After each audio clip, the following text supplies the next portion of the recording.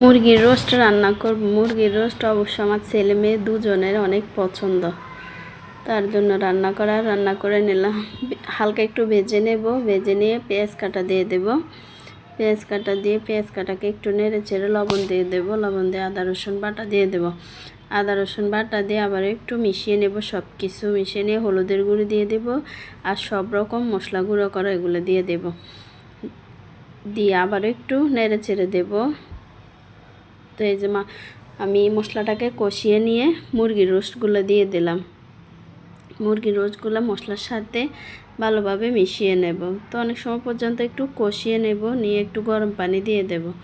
গরম পানি দিয়ে সিদ্ধ হয়ে আসা পর্যন্ত অপেক্ষা করব। এই যে দেখেন অনেক সুন্দর একটা কালার আসছে, খেতে অনেক মজা হয়েছে। তো সবাই ভিডিও দেখবেন, লাইক কমেন্ট শেয়ার করবেন, আমাদের জন্য দোয়া করবেন। ভিডিও দেখার জন্য সবাইকে অসংখ্য ধন্যবাদ। আল্লাহ হাফেজ।